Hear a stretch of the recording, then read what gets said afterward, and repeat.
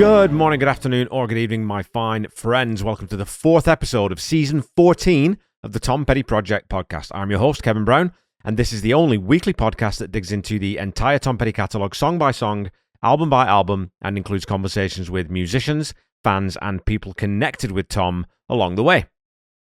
Before we get into social media, I just wanted to do my weekly check-in on Jake Thistle's progression on American Idol. Last week he made it through to the round of 20, so it gets really competitive from here on out, and from what I've read, it comes down to, well, superficially at least, to the public vote, which is why you'll have seen me posting, lots of posts encouraging you to vote for Jake on the show. His song selection so far has been immaculate for his performances, and this week, pulling out The Power of Love and nailing it was another great call. It's a song that everyone knows and everyone loves, and it's very firmly in his wheelhouse, and he sounds great singing it. The coolest thing for me, though, was seeing Brad Paisley call Jake's guitar playing tremendous. It's a curious thing. Make a one man weep, make another man sing. You're a tremendous player. That's so kind of you. That is so perfectly done. Feeling, that's the power of love. Don't need money, don't take fame. Don't need no credit card to ride this train. It's strong and it's sudden, but it's cool sometimes. Might just save your life. Coming from one of the finest guitarists on the planet, that's high praise indeed. So it's really good that Jake's been recognised for his all-round talent and not just his vocal ability. So hopefully he survives the next cut, which we won't know until the March 30th episode. So tune in then and make sure you check out how Jake does. Okay, next up, we have some polls to catch up on, as I was super late getting the first 2 polls out. So, starting with track 1, Saving Grace scored highly, as one might expect. 57% of you have the song at a 10 out of 10. 39% went with a 7 to 9, and only 4% went with 6 or below, which does surprise me a little bit. 6 and below for Saving Grace. Anyway, Square One was even more definitive, with 81% of you scoring it like I did, with a full 10 out of 10, and the remaining 19% giving it a 7 to 9 out of 10. And finally, Flirting with Time, which also came out in line with my own vote. 31% of you gave it a perfect score of 10, with the remaining 69% landing in that 7 to 9 range. Over on social media, we have a few comments about Flirting with Time, so let's kick things off on Instagram. Lisa Kelly Pennington wrote, "Thanks for the Jake updates. I don't get to watch here, at least not that I've figured out, so I appreciate knowing how he's doing. Flirting with Time is a good line. I'd never thought of it that way, but what a great approach. I have to go back and listen to see if I can hear Mike singing in background vocals. I definitely missed it in my run-through before I listened to the episode. I also appreciate the Shadow Men discussion. I wondered if I was missing something and not making a connection, and I enjoyed the history lesson. You scared me. I said 7. And when you said 6.5, I was worried you'd round down. However, 2 for 1. So I'm glad you enjoyed the episode as always, Lisa, and I'm happy that you're off to a good start with your guesses this season. Keep me informed and let me know how you're doing. Over on Facebook, my pal Steve Ursel commented, "I was surprised at your score on this one. Probably an 8 veering towards a 9 for me. I love the lyrics, the harmonies, and the melody. It's still quite new for me, so maybe the super catchiness will wear slightly thin over time. We'll see. I'm a bit behind on my comments, but I gave Saving Grace a 9 and Square One a 10. Very strong start to this album." And I think definitely, Steve, that it's one of those songs that it might level off a little for you over time. I know that I had that same rush with most of Tom's catalogue, when I was learning it, especially the later period stuff, because, it's all new and it's all so good. And on another day, who knows, I might have gone up a point or 2 on this one. And I was thinking I might try and exercise sometime, when we're through the main catalogue, and go back to listen to an album, just listen straight through and just sort of give on-the-spot scores to each song. How do I feel about them in that moment? And then compare them to my scores from the episodes to see how different, if any, they are. The wonderful Nora Hayward Olson writes, "An insightful podcast as always." Thanks, Nora. Once those of us reach a certain age, going on 54 in my case, we think about time a lot. How much time do my parents have left on this earth? Will I become a grandparent, and how do I want to spend time with them? And gulp, you realize most of your life is behind you rather than ahead of you. All while you think of yourself as being about 28 years old.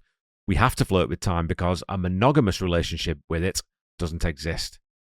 And yeah, I think that's definitely true, Nora. And I know that At 52, I've almost certainly passed the halfway point in my life, and then some.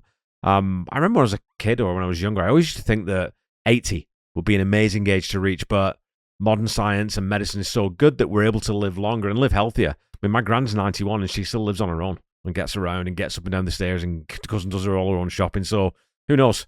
But, that acceleration of time definitely makes the next 10 years seem like it's going to be shorter than the last 10 was, doesn't it? Mark Lindsay from the Brilliant Sight and Sound Initiative writes, quick song note, love the line, hold the sunlight in your hand, spread your fingers, feel the sand fall through. Imagery at its best from the master.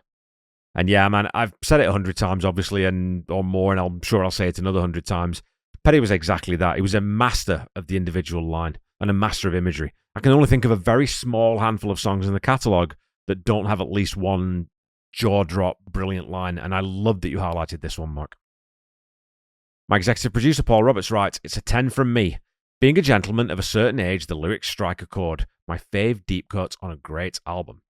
Another gentleman of a certain age, Rich Gibson, responded, it's a great track, very hooky, well performed. One of my favourites on the album, but probably just shy of 10 out of 10.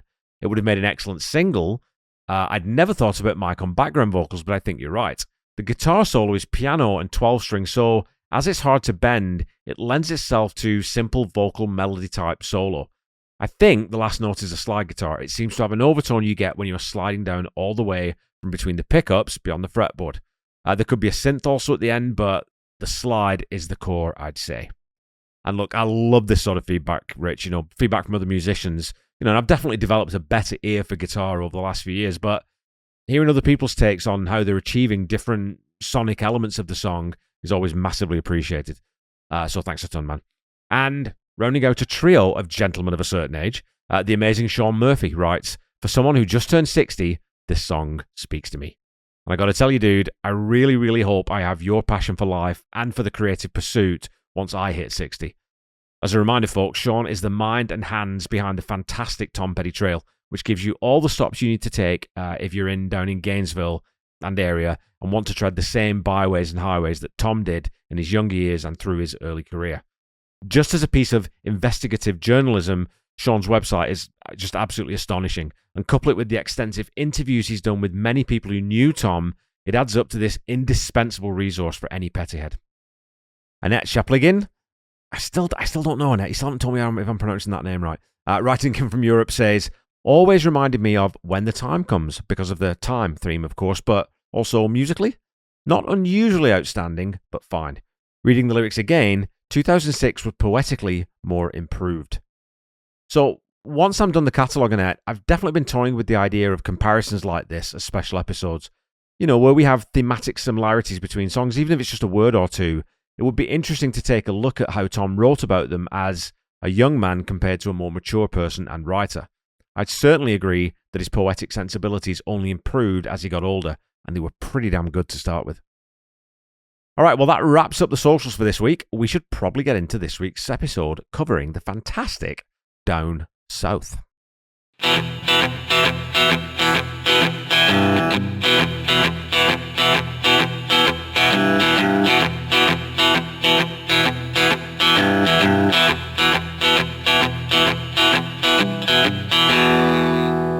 In Conversations with Tom Petty, Tom explains the genesis of the song to author Paul Zollo, saying, I read this book on an album that Dusty Springfield made, Dusty in Memphis, which is a classic R&B album. In his book, the author really didn't write about the album as much as he wrote about the South. It's a very romantic place, but it's also a spooky place. You'd think a lot of ghosts still linger down there. And I enjoyed reading his book, and that got me thinking about the South. I'd written about the South years ago, and I wondered, what would I write now that I've been gone so long? Then I got my head into thinking about, what if I went back? What would be my impressions? And then it came pretty easily. And I may have commented on this before, but I do feel a real connection to songs that are written from this type of perspective. Being an immigrant myself and living a long, long way away from where I grew up for a long, long time now, it's always interesting to see how things change when I go back. I find, especially as I get older, it's not the buildings and the roads and the shape of the place itself that I notice. It's more the tone of the place, the ebb and flow of the people and how and whether I feel like I still belong there or have anything in common with the place. I moved away from my hometown at 16, so I haven't lived there fully in over 3.5 decades. So it was strangely comforting to walk around certain places from my childhood and my youth and have that sense memory of the same streets under my feet and the exact same sky over my head, if that makes any sense. Although I'm much more in favor of forward progress and not looking back, more on that in the Big Weekend episode, there's definitely something grounding in that sense of belonging to a certain place, even if it's anchored to a certain time. You know, it's like that sort of, it is like an anchor that you can always reach for if you ever need it emotionally. From the very first bar, this song feels, to me, more Full Moon Fever than maybe anything else on Highway Companion. There's a lot of guitar here. You have a couple of different acoustic guitars with slightly different tones. Maybe one's a 12-string. I don't think so necessarily. Maybe Rich can chip in on that one. But they're just playing a basic strumming pattern on the D chord. Then you have Mike Campbell's gloriously characterful lead tone playing that simple lick over top. And Paul mentions this, and Tom comments, "That's Mike with his Magnatone amp. It's got a wobble on the amp that makes a tremolo, but something even more bizarre than that. That's how we made the record. He got that killer sound, and we just based the record on that." And it really is a very unique tone that gives the song a sort of wistful air to kick us off on this trip down memory lane. There's also a keyboard of some sort way down in the mix on the right channel. It's maybe a piano. And again, it's just keeping time with the strumming pattern, but it gives the arrangement a lush fullness that I really, really like. When the drums kick in, they're just providing a steady backbeat with the bass guitar playing simple triplets over top. The intro is a short, tidy 4 bars before Tom's vocal kicks in, and man oh man, what a lyric we get here. Headed back down south, gonna see my daddy's mistress, gonna buy back her forgiveness, pay off every witness. One more time down south, sell the family headstones, drag a bag of dry bones, make good on my back loans. And Tom tells Paul Zollo, "I wrote all the lyrics before I wrote the music. It's the only one on this album that I did that way, and I think, as I was writing them, I heard the tune in my head, and then it was just a matter of picking up the guitar and finding what chords were under it." So straight away, I find this super interesting because I don't remember Tom writing that way around overly often. I think it was far more common for him to have the music first and then find the words later. But when you read the lyrics to this song, they do feel like a poem or a poetic love letter as much as they do a song. Tom continues, "I wrote a lot and I edited it down. I got on a tear there. I just started writing and writing. I had more that I didn't use. I'm a wealth of information on that subject because I did grow up there, and once I got on the theme of what it would be like if I went back, everything started springing up." And man, wouldn't you just love to see the verses that didn't make the final cut? I know I would. And I bet they are written down somewhere. I bet someone's got them. And again, straight away, for me, every line here is gold. And the rhyme scheme is very particular too. So it starts with that declarative line, heading back down south, or one more time down south, or derivations on that theme, followed by a rhyming triplet. So, the end of each of the next 3 lines rhymes. And I find that use of one more time interesting too. It almost feels like the narrator is heading home to settle some final business, not knowing whether he or she will return. And there's a line near the end of the song that sort of wraps that up and sort of closes that circle a little bit. We get a little petty staple too on the turnaround at the end of the verse, with an extra bar sitting on the major 5th. So instead of 8 bars, the verses contain 9, with the chorus beginning on the 2-and of that 9th bar. And another feature of this album is not a huge amount of big cymbals, and we only have a single crash on the start of each verse here. It's beautifully recorded though, and it really rings out in the mix. Most of the time cymbals on a record, well, drums generally, but cymbals don't really sound much like they do in a live room. They're not as big, mostly, but you can actually hear the room on the crash in this song. There's a really natural, warm reverb that makes them sound golden and summerish. Also, with Mike playing that constant lick throughout in this chorus section, there's another electric guitar part added in, playing the chord changes on the first beat of each bar. There's also a double time shaker that gives this section a quicker feel to the same tempo. As we move back into the verse, there's a beautiful, rich Hammond organ tone that replaces Mike's lead part. "Sleep late down south, look up my former mentors, live off Yankee winters, be a landlord and a renter. Create myself down south, impress all the women, pretend I'm Samuel Clemens, wear seersucker and white linens." Now, if you ever want to point someone to a line that only Tom Petty would have ever written, you could point them to that one. Create myself down south, impress all the women, pretend I'm Samuel Clemens, wear seersucker and white linens. And I had to look up Seersucker the first time I heard this song because I had no idea what that was. But when Tom uses this in combination with White Linens, after the reference to, of course, Mark Twain, it really leaves a picture in your mind, you know? You know. And I love the idea of creating oneself. That notion that you can basically invent a persona for yourself. And I'm going to be guesting on a podcast coming up in the next few weeks to talk about the idea of persona in entertainment and in podcasting and music in particular. You know, we all show different sides of ourselves to different people or in different situations in our lives. But going back home, I always find it strips away a lot of those masks and gets you back to a much closer version of your true self. So when Tom writes "Create Myself Down South," he could be talking about getting back to his own center rather than someone else's idealized version of him. You know, whether that's the industry or fans or personal relationships. And then he has this short flight of fantasy immediately after that, referencing obviously one of the most iconic and enduring figures of the American South. He tells Paul Zollo, "It's funny, I was playing it and there were people who didn't know who Samuel Clemens was. It frightened me. Younger people, but he's one of my great heroes." So yeah, that was a bit of luck getting those nice lines. And I only discovered that Samuel Clemens was Mark Twain's real name, 15, 20 years ago maybe. I mean, I'd read a lot of his work and have reread much of it many times, but I wasn't aware that Mark Twain was a pen name, so I think we can maybe forgive a younger generation for not knowing that either. So if I come to your door, let me sleep on your floor. I'll give you all I have and a little more. Structurally, Tom is following that rhyming triplet form from the verse, but without that declarative first line. And rather than 9 bars, this then becomes 7. So 6 plus 1 rather than 8 plus 1 as we had in the verse. There's such an effective use of space within an arrangement. And it's a very plaintive, honest request, isn't it, that chorus? There's a stripping back again of all those layers of persona. I'm coming home and I may need a place to crash. In return, I'll just be myself and I'll give you all I have emotionally. What a wonderful, wonderful sentiment. After this second chorus, we get Mike Campbell's guitar solo, and it's a strange little beastie. It's another one of Mike's solos that doesn't really sound anything like any of his others.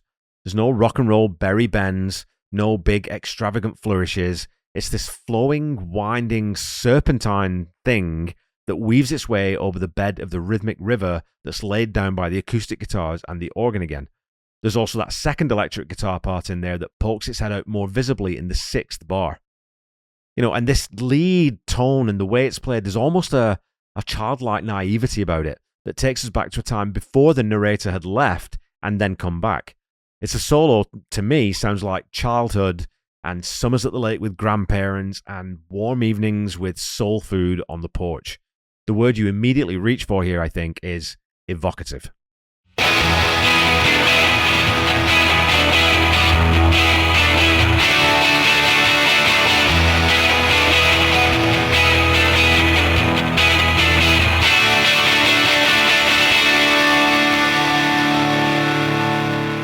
Alrighty, folks, it's time for some petty trivia. Your question last week was this. I asked you about the world's oldest working mechanical clock. Residing in Salisbury Cathedral in England, this faceless clock, which rang out the hour, is thought to date from which year? Is it A, 1386, B, 1410, C, 1843, or D, 1859? Well, 1859 was the year of completion of the Great Clock of Westminster, often mistakenly called Big Ben, which is actually the name of the 13.7-ton bell housed in the tower. The clock was designed and built by Edward John Dent. In 1852, Dent won the commission to make the Great Clock for the Houses of Parliament at Westminster, but he died before completing the project, leaving his adopted son, Frederick Dent, to complete his work. In 1843, the Strasbourg astronomical clock was completed at Strasbourg Cathedral. The gold hands of the clock showed mean solar time. The silver hands show Central European time. In winter, mean solar time is approximately 30.5 minutes behind Central European time. And this clock probably contains the first perpetual mechanical Gregorian computers, designed by Schwielge in 1816. The Prague astronomical clock was completed in 1410.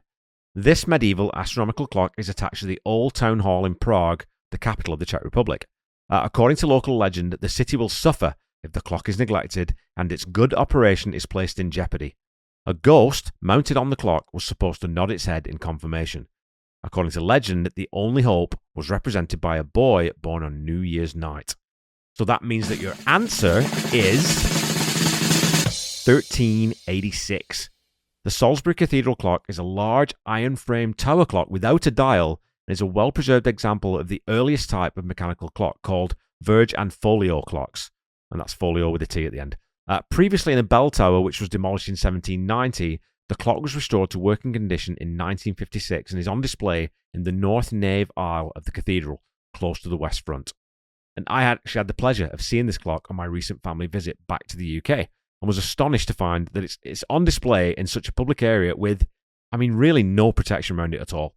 So for such a historical device, you'd think it would be secured a little bit more carefully, maybe a little security person or something, but anyone really can walk up and touch it, or if you wanted to, you could climb on it, though I suspect plainclothes monks might appear from the shadows if you tried the ladder.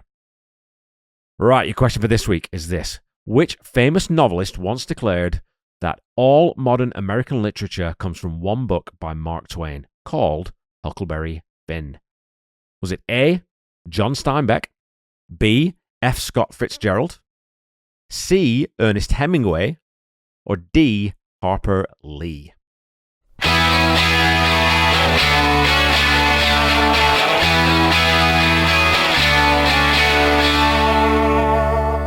Okay, back to the song.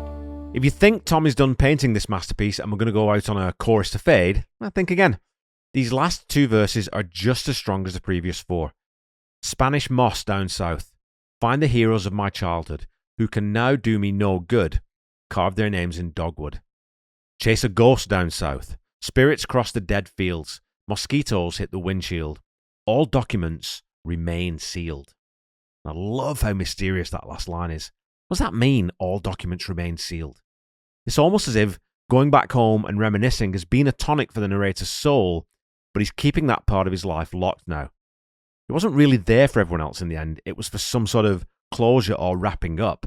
The ghosts and spirits he's chasing are the things that he wants to put to rest. And again, one more time down south he talked about earlier, right? So like I said, I think that's where that circular reference maybe gets closed off. And I should say too, the reference to Spanish moss fascinated me when I first heard the song because I had no idea what that was. For some reason, I never looked it up either, so I was delighted when I was down in Gainesville and asked my friend Pete what that weird stuff was hanging off the trees. When he told me, it put a big immediate smile on my face. And Tom describes this as one of his favourite verses. He also tells Paul Zollo that the song is one of his favourites, saying, "I've rarely written something that I felt so good about. It's up there in my top 10 of things I ever did. And that's great. It makes me feel really good. It makes me feel like I want to keep doing this." The song ends with the chorus and a repeat of the last line, "I'll give you all I have and a little more." And in the last iteration of that line, there's just one last little bit of business, as there's an extra chord added in that descending run. Just one of those little things that isn't necessary, but adds a marvellous little cap onto the end of a wonderful, wonderful song.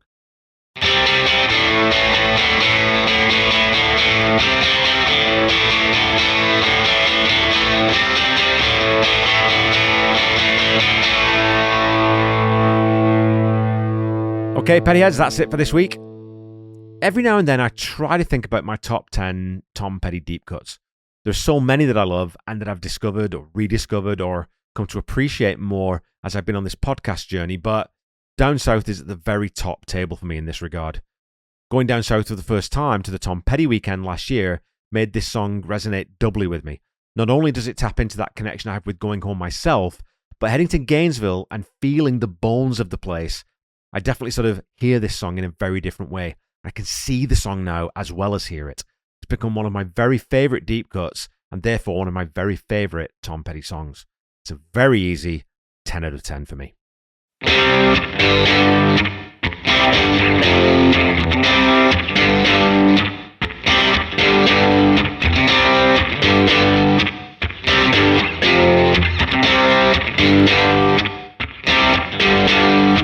Tom Petty Projects is a proud member of the Boneless Podcasting Network, which is a loose collective of podcasting friends and acquaintances brought together and championed by the inimitable Chaz Charles. Go check out the roster by clicking on the link in the episode notes. You can also check out my other podcasts, Seaside Pod Review, a Queen podcast that I do with my very, very good pal, Mr. Woods, who performs all the music you hear in this podcast, You can also check out the Ultimate Catalog Clash that I co-host with my great pal Corey Morissette. We are halfway through our 8th season now, and we're talking about the first 4 albums by Blondie. Come check that out. Don't forget to follow me on Facebook, Instagram, Threads, and YouTube at The Tom Petty Project, and on Blue Sky at Tom Petty Project. Go follow, like, subscribe as applicable, and again, please leave a review or a rating if you haven't already. Keep talking to me on social media, and I'll keep reading out your comments, or as many as I can, on the show. And as your weekly reminder, the Tom Petty Project is not affiliated with the Tom Petty Estate in any way. So, when you're looking for Tom's music, go buy some physical media. If you have something to play it on, obviously, but go buy a CD, go buy a record, an LP, go buy a cassette. Cassettes seem to be coming back. And if you have to go to streaming, then do visit official streaming platforms. If you're looking for official merchandise, go to store.tompetty.com. And if you're looking for merch for this show, go to store.tompettyproject.com.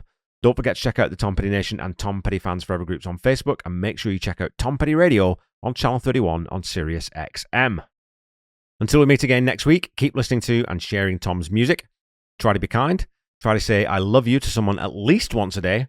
Stay safe and healthy, and I'll be back with you next week to talk about the shortest song on the album, the mononymic Jack. Bye-bye.